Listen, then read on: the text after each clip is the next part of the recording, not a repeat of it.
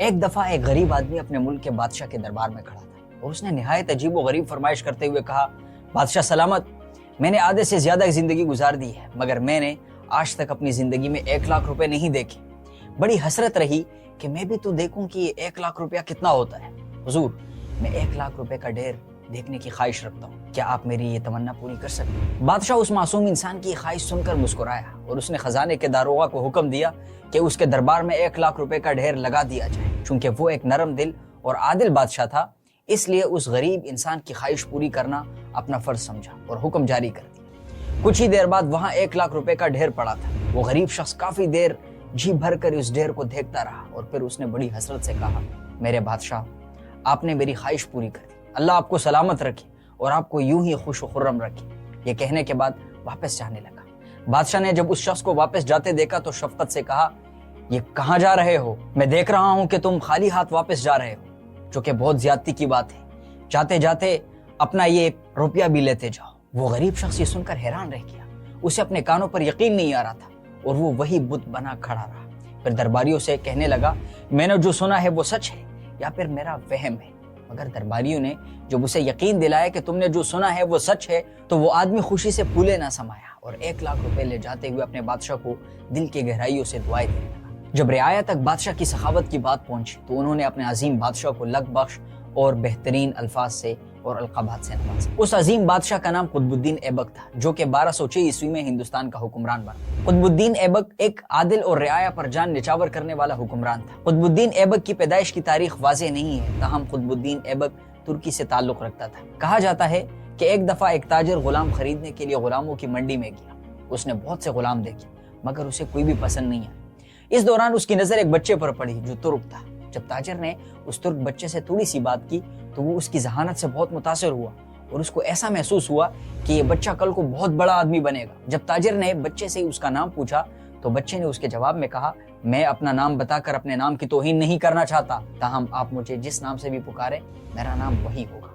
تاجر کو بچے کی یہ بات بہت اچھی لگی اور اس نے بچے کو خرید لیا۔ اس کے بعد تاجر نے اس بچے کی پرورش بہت اچھے طریقے سے کی اور اس کی تعلیم کی طرف خصوصی توجہ دی۔ بچہ جب جوان ہوا تو وہ تیر اندازی، نیزہ بازی، گھڑ سواری اور تلوار چلانے میں اپنا ثانی نہیں رکھتا۔ تاجر نے جب یہ سب کچھ دیکھا تو اس نے اسے غزنین کے بادشاہ شہاب الدین غوری کے پاس لے جانے کا فیصلہ کر لیا، کیونکہ یہ بادشاہ ایسے نوجوانوں کی بہت قدر کرتا تھا۔ جب تاجر اپنے اس غلام کو لے کر بادشاہ کے پاس پہنچا تو وہ اس وقت گھوڑوں کی دوڑ کا مقابلہ دیکھ رہا۔ تاجر نے بادشاہ سے کہا، حضور، میرا یہ نوجوان ایسی گھڑ سواری کرتا ہے کہ اس کا کوئی ثانی نہیں ہے، اس کے ساتھ کوئی مقابلہ نہیں کر سکتا۔ سلطان شہاب الدین غوری نے مسکراتے ہوئے کہا، اچھا، اگر ایسی بات ہے تو میں اس نوجوان کی مہارت دیکھنا چاہوں گا۔ پھر سلطان غوری اس نوجوان سے مخاطب ہوا، اے نوجوان، تم گھوڑے کو کتنا تیز دوڑا سکتے ہو؟ نوجوان نے جواب دیا، عالم پنا، خدا آپ کا اقبال بلند کرے، میرے خیال میں گھوڑے کو تیز بھگانے سے زیادہ ضروری یہ بات ہے کہ گھوڑے کو اپنی مرضی کا غلام بنا لیا جائے، یعنی جیسا گھڑ سوار چاہے گھوڑا بھی وہی کرے۔ شہاب الدین غوری نے اس نوجوان کے جواب پر اسے ایک طاقتور گھوڑا دیا اور اسے اپنی مرضی کا غلام بنانے کے لیے کہا۔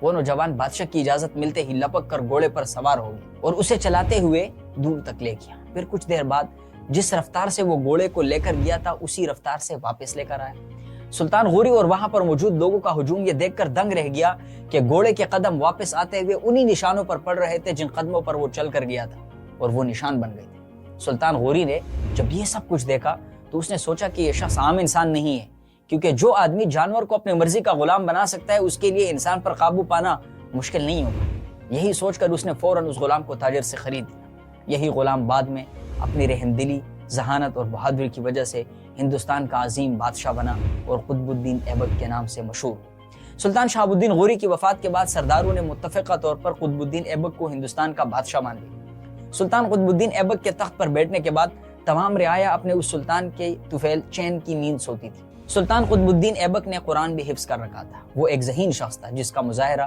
اس نے بہت سے موقعوں پر کیا۔ سلطان قطب الدین ایبک ایک روز اپنے قلعے کا معائنہ کر رہا تھا کہ اس کی نظر حاکم قلعہ پر پڑی۔ سلطان کو بہت عجیب لگا کیونکہ قلعے کا حاکم بہت موٹا تھا۔ سلطان قطب الدین ایبک نے اس سے شفقت سے پوچھا، تمہیں ملازمت میں کوئی تکلیف یا پریشانی تو نہیں ہے؟ اس پر آدمی نے جواب دیا، بادشاہ سلامت، مجھے کوئی تکلیف یا پریشانی نہیں ہے، کیونکہ آپ کی وجہ سے سب سپاہی میرا حکم مانتے ہیں اور میں مزے سے سوتا ہوں اور جی بھر کر کھانا کھاتا ہوں۔ اس کے بعد سلطان قطب الدین ایبک نے کہا، خوب، یہ تو خوشی کی بات ہے मगर मैं एक और बात देखकर भी हैरान हूँ कि तुम्हारे घोड़ों की सेहत तो बहुत अच्छी दिखाई दे रही है, यानी दूसरों की निस्बत ज्यादा ताकतवर लग रहे हैं, इसमें क्या राज है? सुल्तान कुतुबुद्दीन ऐबक की ये बात सुनने के बाद उसने पुरमुसर्रत होते हुए जवाब दिया, हुजूर, मैं शाही घोड़ों को बहुत अच्छी तरह से रखता हूँ, रोजाना उनको पेट भर कर खाना खिलाता हूँ और फिर उनको इस कदर दौड़ाता हूँ कि पसीने में नहा जाते हैं, क्योंकि अगर ये आराम करेंगे और ज्यादा दौड़ेंगे नहीं तो इनकी हालत बिगड़ जाएगी, फिर ये बीमार हो सकते हैं। सुल्तान कुतुबुद्दीन ऐबक ने जब ये जवाब सुना तो उसे कहा, याद रखो, जो खुराक मेहनत या पसीना बहाए बगैर मिलती है वो इंसान को सुस्त और नकारा बना देती है और फिर वो किसी काम का नहीं रहता। इसलिए मेरी तुमको नसीहत है कि जरा अपने ऊपर भी ध्यान करो, क्योंकि तुम्हारी सेहत भी बिगड़ गई है और तुम जरूरत से ज्यादा मोटे हो। मुल्क के सिपाही को हमेशा चुस्त रहना चाहिए, क्योंकि मुल्क और कौम की हिफाजत एक सिपाही के जिम्मे होती है। खिलिया का हाकिम सुल्तान कुतुबुद्दीन ऐबक की ये बात सुनकर बहुत शर्मिंदा हुआ और अहद किया कि वो जिस कदर खाएगा उसी कदर मेहनत भी करेगा ताकि नकारा ना रह जाए। सुल्तान कुतुबुद्दीन ऐबक को चौगान पोलो खेलने का बहुत शौक था। एक दिन वो अपने घोड़े पर सवार होकर चौगान खेल रहा था कि उस घोड़े से गिर पड़ा और ठोकर लगी। घोड़े के ज़ेन का अगला हिस्सा जो कि लोहे का बना हुआ था कुतुबुद्दीन ऐबक के सीने पर लगा, जिससे सीना कुचला गया और इस तरह 1210 में सुल्तान की मौत हो गई। सुल्तान कुतुबुद्दीन ऐबक का मज़ार लाहौर के मशहूर बाजार अनारकली में एक रोड पर आज भी मौजूद है। लोग आज भी उस अजीम हुक्मरान को उसके अच्छे कामों की वजह से याद करते हैं, क्योंकि भलाई के काम हमेशा इंसान को जिंदा रखते हैं। दोस्तों, ये वीडियो अगर आपको अच्छी लगी हो तो चैनल को लाइक और सब्सक्राइब करें ऐसे ही और इन्फॉर्मेटिव वीडियोस देखने के लिए। बहुत शुक्रिया।